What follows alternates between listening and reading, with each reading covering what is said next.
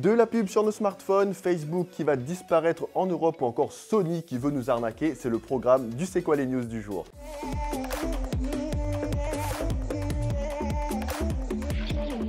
Salut YouTube et bienvenue pour ce C'est quoi les news. On revient ensemble sur l'actualité de la semaine et aujourd'hui je ne suis pas content. Vous savez, j'ai horreur des publicités. Eh bien sachez qu'une société du nom de Glance travaillerait actuellement à un procédé pour incorporer des publicités à l'écran d'accueil de nos smartphones et le revendre comme espace publicitaire à diverses sociétés. Alors on a déjà des pubs partout, sur tous les supports, toutes les applications imaginables. Alors imaginez être sollicité dès la prise de votre smartphone, dès l'écran déverrouillé par des publicités. Alors là je dis non, ce serait insupportable.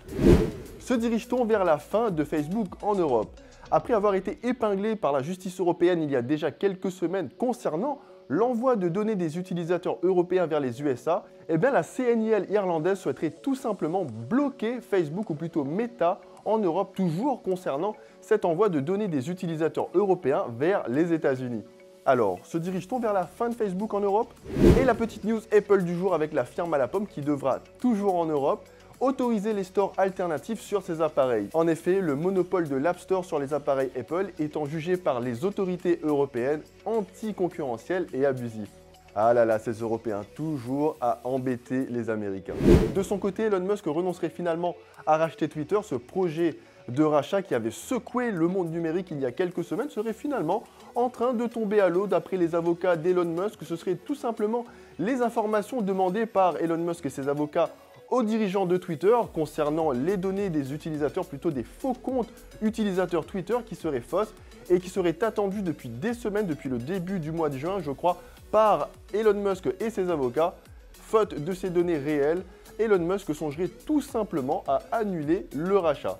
Alors je me pose la question, est-ce que c'est encore un énorme camouflet ou alors tout simplement une technique de négociation d'Elon Musk? On verra ça dans quelques semaines.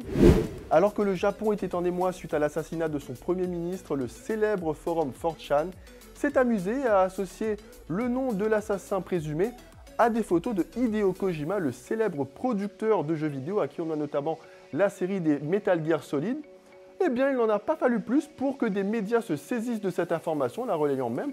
Par exemple, la télévision grecque qui a relayé cette fake news, ces photos de Hideo Kojima associées au nom de cet assassin, et même un politicien français, Damien Rieu, qui a également relayé cette fausse information. Preuve, s'il en fallait encore une fois, que l'on vit à une époque où on ne prend même plus la peine de vérifier l'information que l'on partage. Et côté jeux vidéo, on a enfin eu une date de sortie pour God of War Ragnarok avec un tout nouveau trailer que je vous laisse derrière quelques instants, tiens.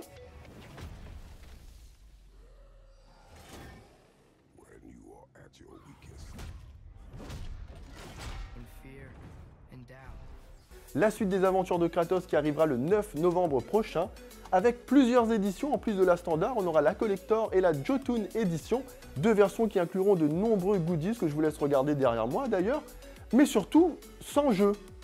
En effet, quand je regarde la liste de ce qui est inclus dans ces packs, il n'y aura tout simplement pas de version physique du jeu, juste un code de téléchargement. Et là, je pousse un énorme coup de gueule, le démat c'est bien pratique, mais on ne possède pas le jeu. Si je supprime le God of War Ragnarok de ma console parce que je n'ai plus de place sur le petit SSD de ma PS5, eh bien je n'ai plus le jeu. Si demain Sony décide de le retirer de ses serveurs dans quelques années, eh bien le jeu je ne l'ai tout simplement plus et c'est d'ailleurs ce qui se passe avec la PS3 et la PS Vita, les joueurs qui sont confrontés à des suppressions de jeux et de films. Et bien justement ce cas de figure on l'a retrouvé récemment sur les stores vidéo Sony autrichiens et allemands avec des films qui ont été tout simplement supprimés des bibliothèques de ses utilisateurs car la licence Sony est arrivée à expiration. Des licences des films Studio Canal entre autres avec des films qui n'existent plus alors que ses utilisateurs les avaient achetés et les possédaient normalement. Et on retrouve ce cas de figure avec ces utilisateurs autrichiens et allemands qui ont acheté ces jeux et censés les posséder à vie, et bien qu'ils les retrouvent supprimés de leur bibliothèque tout simplement car ils sont dépendants des serveurs de Sony et ne les possèdent pas physiquement. Si moi demain j'achète des Blu-ray de films, et bien dans 10, 20, 15, 30 ans, mes Blu-ray seront toujours là, je possède toujours mes films. Alors que si je les achète en dématérialisé, eh bien je les ai plus, tout simplement ils sont sur des serveurs stockés sur des disques durs et ils ne m'appartiennent pas. Voilà les limites du dématérialisé, il faudra y penser justement avant de vouloir cette transition vers le tout démat. Alors encore une fois que pas tous les foyers et tout le monde est équipé de la fibre numérique. Et on reparle maintenant de Final Fantasy VII Remake Rebirth, la suite du Final Fantasy le plus célèbre et le plus aimé des fans, avec Square Enix qui promet de ne rien couper du déroulement du jeu original. Alors ne rien couper certes, mais j'espère juste qu'ils ne vont pas rajouter tous ces passages inutiles que l'on retrouvait dans la première partie, des passages qui ne visaient tout simplement qu'à rallonger la durée de vie du jeu. En tout cas, j'ai hâte de voir ce que ça va donner. Et je ne pouvais pas terminer cette émission sans un mot pour Kazuki Takahashi, l'auteur du manga Yu-Gi-Oh!, qui a accompagné de nombreux fans et qui accompagne encore aujourd'hui les amoureux du jeu de cartes. Une nouvelle regrettable qui plonge la communauté Yu-Gi-Oh! Dans une profonde tristesse. Voilà, c'est tout pour ce C'est quoi les news. Rendez-vous la semaine prochaine pour faire le point sur l'actualité. D'ici là, n'oubliez pas de vous abonner et de cliquer sur la petite cloche. À la semaine prochaine, ciao!